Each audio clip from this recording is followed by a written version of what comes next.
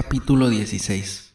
Una vez rizado el cabello y despedida la criada, Emma se puso a meditar en sus desventuras. La verdad es que todo había salido mal, todos sus planes deshechos, todas sus esperanzas frustradas, y de qué modo, qué golpe para Harriet. Eso era lo peor de todo. Todas las circunstancias de aquella cuestión eran penosas y humillantes por un motivo u otro, pero comparándolo con el mal que se había hecho a Harriet, lo demás carecía de importancia. Y Emma hubiera aceptado gustosa haberse equivocado aún más, haberse hundido aún más en el error, tenerse que reprochar una falta de criterio aún mayor, con tal de que ella fuera la única que pagase por sus torpezas. Si yo no hubiese convencido a Harriet para que se inclinara hacia él, ahora me sería más fácil sobrellevarlo todo.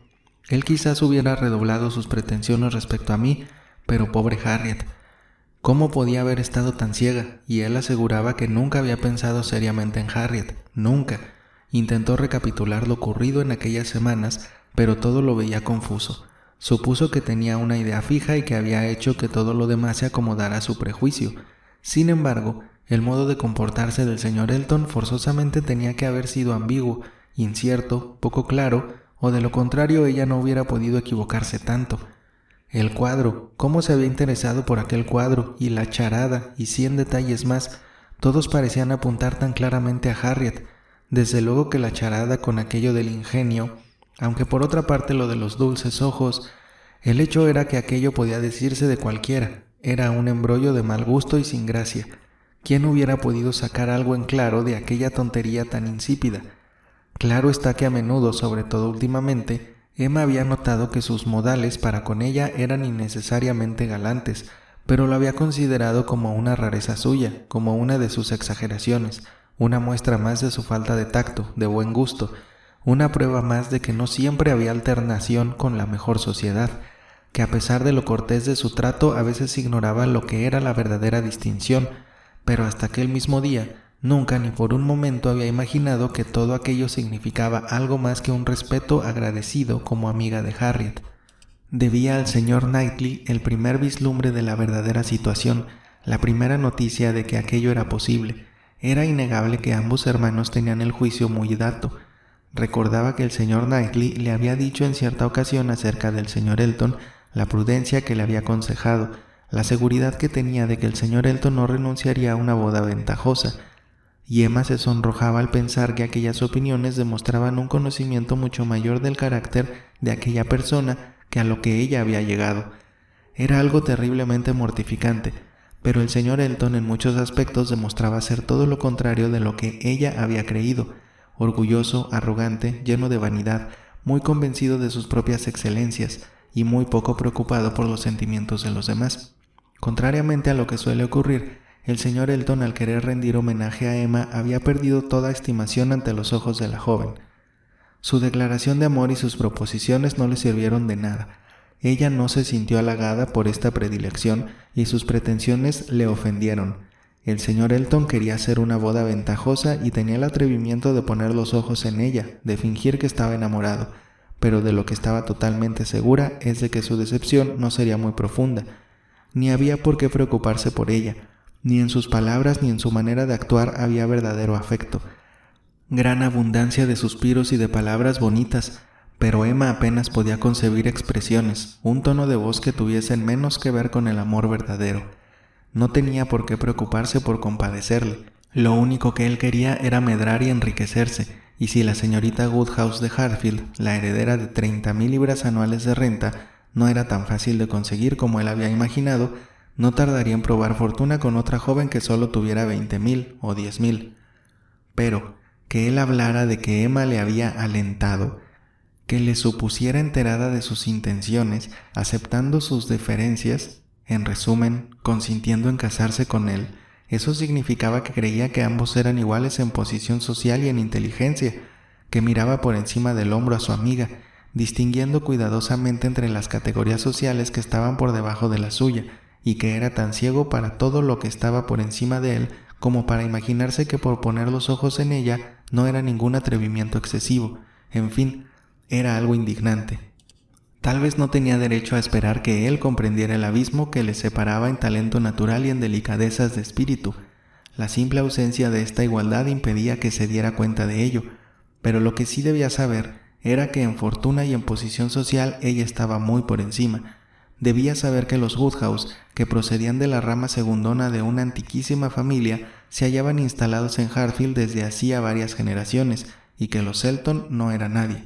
Ciertamente que las tierras que dependían de Hartfield no eran de una gran extensión, ya que constituían solo como una especie de mella de la heredad de Donwell Abbey, a la que pertenecía todo el resto de Highbury, pero su fortuna, que procedía de otras fuentes, le situaba en posición que solo cedía en importancia a la de los propietarios de la misma Donwell Abbey, y los Woodhouse hacía ya tiempo que eran consideradas unas de las familias más distinguidas y estimadas de aquellos contornos, a los que el señor Elton había llegado hacía menos de 2 años para abrirse camino como pudiera, sin contar con otras amistades que comerciantes, y sin otra recomendación que su cargo y sus maneras corteses. Pero había llegado a imaginar que Emma estaba enamorada de él. Evidentemente eso había sido lo que le dio confianza, y tras haber fantaseado un poco pensando en la poca adecuación que a veces existía entre unos modales corteses y una mente vanidosa, Emma, con toda honradez, se vio obligada a hacer alto y admitir que se había mostrado con él tan complaciente y tan amable, tan llena de cortesías y de atenciones, suponiendo que él no se hubiese dado cuenta de cuál era el verdadero móvil que la guiaba, que podía autorizar a un hombre cuyas dotes de observación y buen criterio no eran excesivos, como era el caso del señor Elton, a imaginarse que ella le distinguía con sus preferencias. Si Emma se había engañado de tal modo acerca de los sentimientos del joven, no tenía mucho derecho a extrañarse de que él, cegado por el interés, también hubiera interpretado mal las intenciones de ella. El primer error y el más grave de todos lo había cometido ella. Era un disparate, una gran equivocación empeñarse en casar a 2 personas. Era ir demasiado lejos, hacer algo que no le incumbía, convertir en frívolo algo que debería ser serio, en artificioso lo que debería ser natural. Estaba muy preocupada por todo aquello y sentía vergüenza de sí misma, y decidió no volver nunca más a hacer nada parecido. He sido yo, se decía a sí misma, quien ha convencido a la pobre Harriet para que se sintiera atraída por ese hombre. Si no hubiera sido por mí, nunca hubiera pensado en él, y desde luego nunca hubiera pensado en él alimentando esperanzas si yo no le hubiese asegurado que el señor Elton se interesaba por ella, porque Harriet es tan modesta y humilde como yo creía que era él. Oh, si me hubiera contentado con convencerla de que no aceptase al joven Martin, en eso sí que no me equivoqué, hice bien, pero tendría que haberme conformado con eso y dejar que el tiempo y la suerte hicieran lo demás. Yo la estaba introduciendo en la buena sociedad y dándole ocasión de que alguien de más categoría se sintiera atraído por ella. No debería haber intentado nada más, pero ahora, pobre muchacha, se le acabó el sosiego durante algún tiempo. Solo he sido buena amiga a medias, pero es que aparte de la decepción que ahora pueda tener, no se me ocurre nadie más que pueda convenirle del todo. ¿William Cox? Oh no, a William Cox no puedo soportarle, un abogadillo presuntuoso. Se detuvo para sonrojarse y se echó a reír al ver cómo reincidía, pero enseguida se puso a reflexionar más seriamente, aunque con menos optimismo, acerca de lo que había ocurrido y lo que podía y debía ocurrir, la penosa explicación que tenía que dar a Harriet y todo lo que iba a sufrir la pobre Harriet, además de lo violentas que iban a ser para las dos las futuras entrevistas, las dificultades de seguir con aquella amistad o de romper, de dominar su pena, disimular su resentimiento y evitar que se supiera todo aquello. Bastaron para ocuparla en melancólicas reflexiones durante algún tiempo más, y por fin se acostó sin haber decidido nada, pero convencida de haber cometido una terrible equivocación. Emma, con su temperamento juvenil y espontáneamente alegre, con la llegada del nuevo día no podía dejar de sentirse animosa de nuevo, a pesar de los sombríos pensamientos que la habían dominado la noche anterior. La juventud y alegría de la mañana parecían corresponder a las de su espíritu, y ejercían sobre él una poderosa influencia, y si sus cuitas no habían sido lo suficientemente graves como para impedirle cerrar los ojos, estos al abrirse hallaron sin duda las cuitas más aliviadas y las esperanzas más luminosas. Por la mañana, Emma se levantó mejor dispuesta para encontrar soluciones de lo que se había costado, más resuelta a ver con buen ánimo los problemas que tenía que afrontar y con más confianza para salir airosa de ellos. Era un gran alivio que el señor Elton no estuviese realmente enamorado de ella y que no fuera una persona de extremada delicadeza a quien sentía tener que causar una decepción, que Harriet no tuviera tampoco una de esas sensibilidades superiores en las que los sentimientos son más intensos y duraderos, y que no hubiera necesidad de que nadie más se enterara de lo que había pasado, que todo quedara entre ellos tres y sobre todo que su padre no tuviera ni un momento de preocupación por todo aquello. Estos eran pensamientos muy alentadores, y la espesa capa de nieve que cubría la tierra vino también en su ayuda, ya que en aquellos momentos cualquier cosa que pudiese justificar el que los tres se mantuvieran totalmente alejados los unos de los otros debía ser bien acogida. Así pues, el tiempo le era francamente favorable. A pesar de ser día de Navidad, no podía ir a la iglesia. El señor Woodhouse se hubiese preocupado mucho si su hija lo hubiera intentado, y por lo tanto Emma se evitaba así el suscitar o revivir ideas desagradables y deprimentes. Como la nieve lo cubría todo y la atmósfera se hallaba en este estado inestable entre la helada y el deshielo, que es el que menos invita a estar al aire libre, y como cada mañana empezaba con lluvia o nieve y al atardecer volvía a helar, durante muchos días Emma tuvo el mejor pretexto para considerarse como prisionera en su casa. No podía comunicarse con Harriet más que por escrito, no podía ir a la iglesia ningún domingo, igual que el día de Navidad, y no necesitaba dar ninguna excusa para justificar la ausencia del señor Elton.